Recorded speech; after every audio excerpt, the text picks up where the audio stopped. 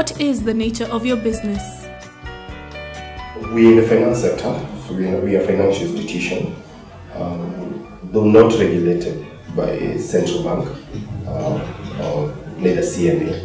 So, central bank regulates deposit-taking institutions. We are not a deposit-taking institution. So, we are in the finance sector, yes, but not regulated. But we have been trying to push our peers in the industry doing the same kind of business to form even an association for credibility purpose and corporate governance. Yeah, so that we are in the finance sector but not regulated. Yeah. What prompted you to get into this line of business? Interesting. I think I knew what I wanted to do since I was very young, from high school. But there was a little bit of a twist of how I ended up here. I worked in the banking industry for about 10 years, and the sole purpose of working in the banking industry was to gain the experience and exposure to start my own bank. Okay. But interestingly, when I entered the banking industry, I realized I really don't want the mainstream bank. Yeah, it's good, there's money. I always get excited in my trade to do with money. But there's money, but I realized a normal bank doesn't assist the idea of which I had.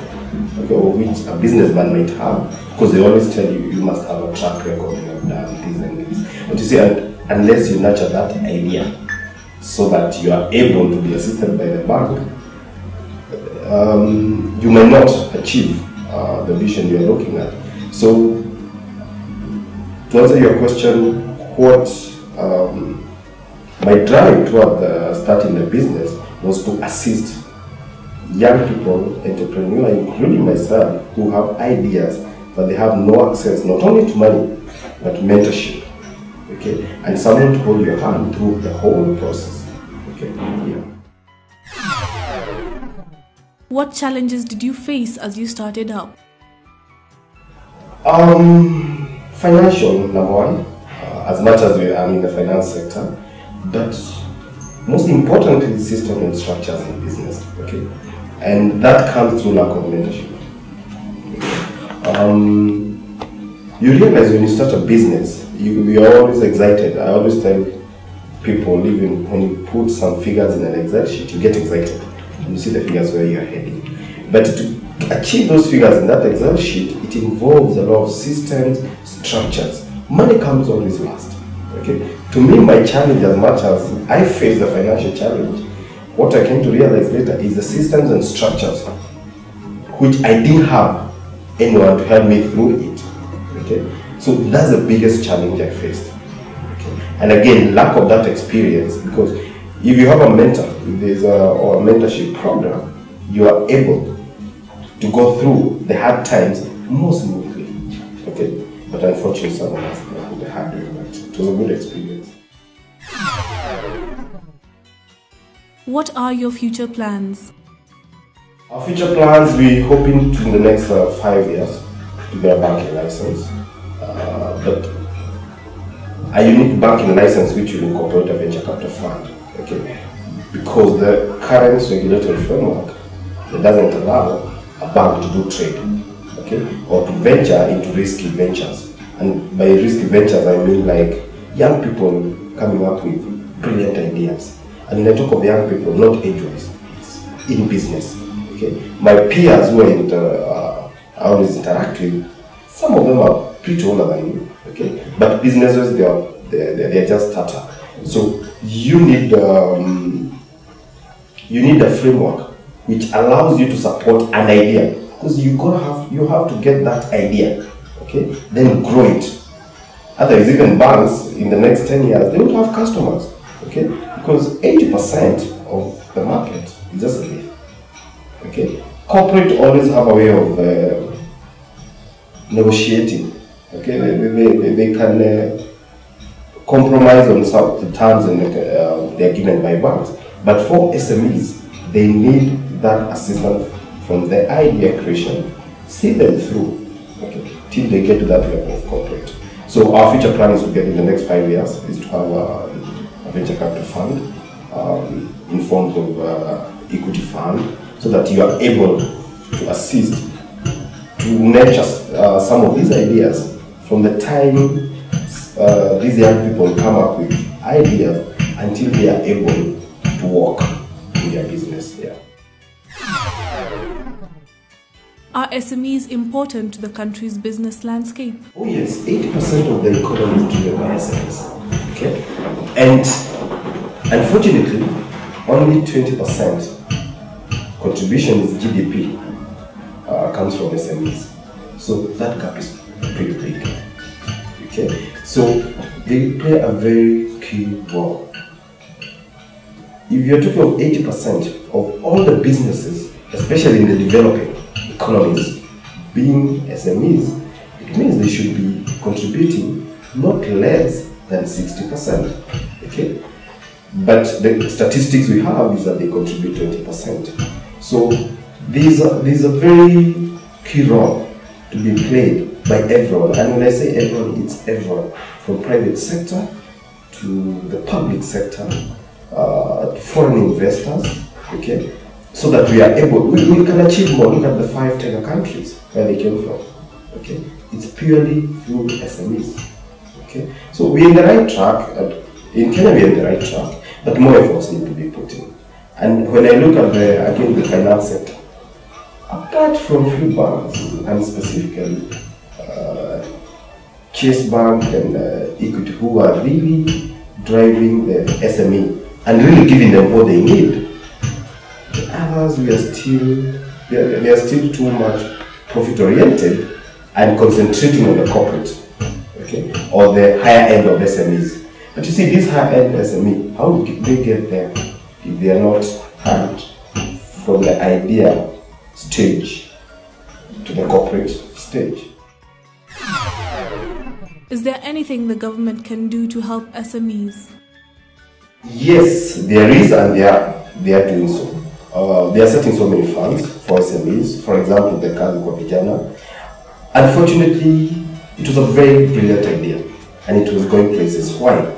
Kazi kwa Vijana was meant to help these young people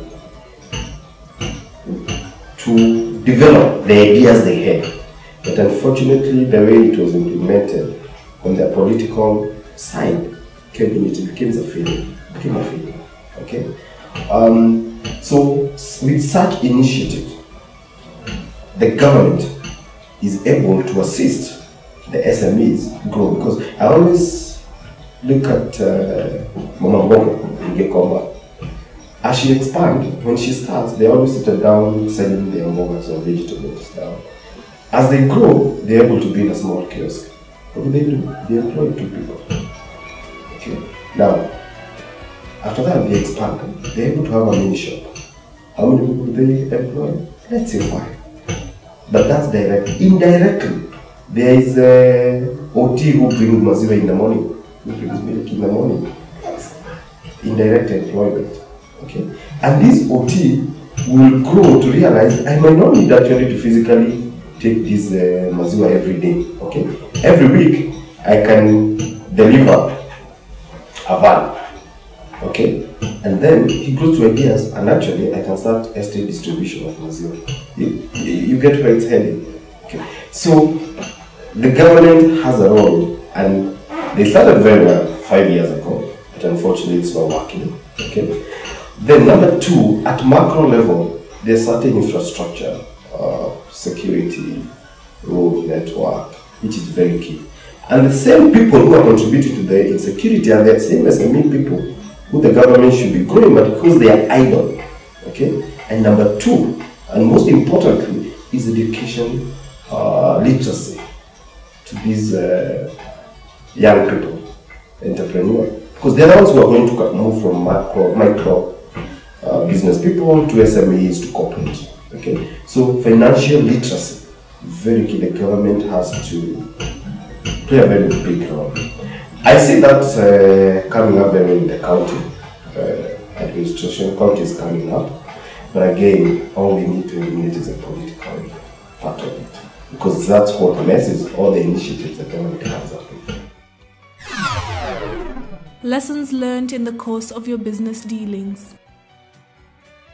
you have to keep eye on your vision. That's the biggest, 80%. You have to keep eye on your vision. It's always a very bumpy road, okay? And to give you an example, I started a business with, we were 5 of us, 5 partners, but on the way, almost all of them dropped. I had to look for our partners to come in, either to bring, not actually money, to bring the knowledge, to bring the corporate governance, okay? So you must have strong shots, okay? And don't forget the vision, okay? Number 2, the other biggest challenge is sharing that vision with either your employees or your business partners, okay? That's the next biggest challenge you have. Because you realize, when you try to share the vision, someone wants to bring in an idea which might not sit with your vision, okay? And you have to accommodate it somehow, but it has to be limited. How can you accommodate it? And you lose the long-term vision, okay? Then number 3, discipline. Discipline, very key. And it's waking up in the morning, and you have to be in the office early. Keeping time in your appointments, very key. And discipline, even financial-wise, okay? Realizing I got 100,000 to spend within a month, and I don't have to stick with that budget. But I don't have to grow. How do I do it? Discipline comes in. Number 3, and most important, you gotta have always to work with God. You always have to. When things, I think I always tell people, my partner, they always laugh, even a thug works with God. That's the reality. Okay? So you always have to keep working with Him. Slowly, even when the things are fake. Okay? And when you are very deep, remember the vision in your head. Remember what you have to achieve. That's what will keep you. Advice to current and aspiring SMEs. Number 1, you have to identify your vision. I always like going back to vision. You have to identify what you want. Okay? I like to digress a little bit. Even my staff, I like telling them, I can only work with you if you know what you want. Because if you don't know what you want, and when the wind comes, so is you. Okay? So you have to identify what you want. Okay? Number 2, you must have a plan of how to achieve it. Okay? Number 3, you must be flexible. These plans you have of how to achieve it might not work. Okay? So you have to be very fast to adjust to changes. So those are the 3 key things which I would like to tell upcoming SMEs.